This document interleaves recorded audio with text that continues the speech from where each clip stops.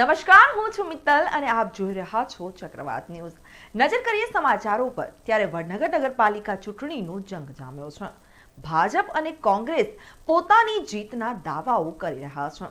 વડનગર નગરપાલિકાની ચૂંટણીને લઈ અને ભાજપ કોંગ્રેસના કાર્યકરો ડોર ટુ ડોર પ્રચારમાં લાગી ગયા છે. ભાજપના આગેવાન અને નેતાઓએ પાલિકા ચૂંટણીમાં 28માંથી 28 સીટો જીતવાની આશા વ્યક્ત કરી હતી. 28માંથી ભાજપે 7 સીટો બિનહરીફ કરી છે, જેમાં 6 મહિલા અને 1 પુરુષ ઉમેદવાર છે. જ્યારે 21 સીટો ઉપર ભાજપ, કોંગ્રેસ અને અપક્ષનો ચૂંટણી જંગ જામશે. શું કહેશો મયંકભાઈ, ભાજપના પ્રમુખ તરીકે વડનગરની અંદર મોટી જવાબદારી છે. શું લાગે છે ભારતીય જનતા પાર્ટી કેવી રીતે જીતશે? આમ તો વડનગરની અંદર કહેવાનું હોય જ ના. વડનગરની અંદર ભારતીય જનતા પાર્ટી એક વિકાસના રોલ મોડલ કહેવામાં આવે તો મહેસાણા જિલ્લાની અંદર જો એવું કોઈ ગામ હોય કે જેના વિકાસ મોડલ તરીકે રજૂ કરો એક વડનગર જ છે. વડનગર એ વિશ્વની ઓળખ લઈને બેઠું છે. એનું મુખ્ય કારણ છે નરેન્દ્રભાઈ મોદી સાહેબ છે. તો એ નરેન્દ્રભાઈનું સપનું છે અને વડનગર એક વિકાસની ગાથા છે. મ્યુઝિયમ છે, પ્રેરણા સ્કૂલ છે. એની અંદર તમામ માધ્યમો, મેડિકલ છે તો મેડિકલ કોલેજ છે, વિદ્યાર્થીઓ માટે બીએસસી કોલેજ, પોલિટેકનિક કોલેજ છે, જવાહર નવોદય છે. ટુરિઝમ ક્ષેત્ર જોવા જઈએ તો railway station, Hatkeshwar Mahadev, museum, Sharmishtha lake, Tanari, તો જે વિકાસ થયો છે આંખેને વળગીને જોઈ શકો છો. ને એ વિકાસના માધ્યમથી વડનગરની પ્રજા ઉપર મને પૂરેપૂરો ભરોસો છે.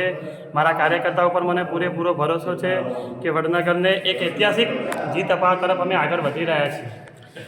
કેટલી સીટોની આપ આશા રાખી છો? 7 સીટો તો ઓલરેડી ભાજપ જીતી ગયું છે. અમારી આશા એક હોય જ ના.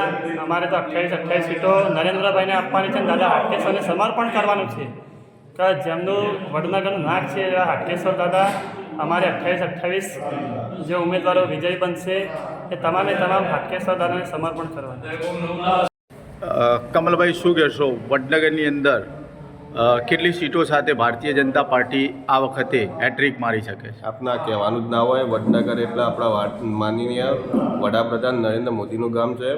એની અંદર અમારો કોઈ ટાર્ગેટ હોય ને 28 સીટોમાં જીતવાની જ હોય. એમાં અમે ઓલરેડી 7 સીટો તો અમે બિનહરીફ થઈ જ નાખી હતી. હવે 21 બાકી છે. 21ની અંદર અમે ભરપૂર પૂરી લીડથી પૂરેપૂરી સીટો અમે જીતવાના છીએ. શું લાગે છે, 7 સીટો ઉપર આક્ષેપો થયા હતા કે ભાજપે ખરીદી લીધા. શું લાગે છે, એવું કંઈ લાગે છે? ના, એવી કોઈ વાત નહીં. 7 સીટો પર કોઈ ભાજપે કોઈ ખરીદેલા નહીં.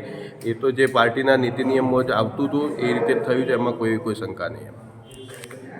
બળદેવભાઈ, જ્યારે પ્રદેશમાંથી આપને અહીં જવાબદારી સોંપાઈ છે તો આ ટીમ કેવું કામ કરી રહી છે?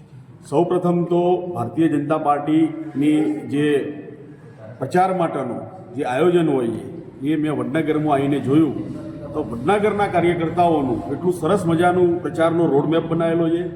કઈ રીતે એ લોકો રેલી કાઢવાના એનું એક સરસ મજાનું આયોજન કરેલું છે. અને એનું કામકાજ જોતાં એનું પ્રચાર માધ્યમો થ્રુ જે કામકાજ થઈ રહ્યું છે એ પ્રચાર માધ્યમો થ્રુ કામ થઈ ગયેલું એ જોતાં એવું લાગી રહ્યું છે કે ભાઈ બહુમતી નગરપાલિકાની અંદર ભારતીય જનતા પાર્ટી આનો પ્રમુખ બેસશે અને આવનારા સમયની અંદર વડનગર શહેર આધુનિક રીતે ખૂબ જ વિકાસ પામવાનું છે.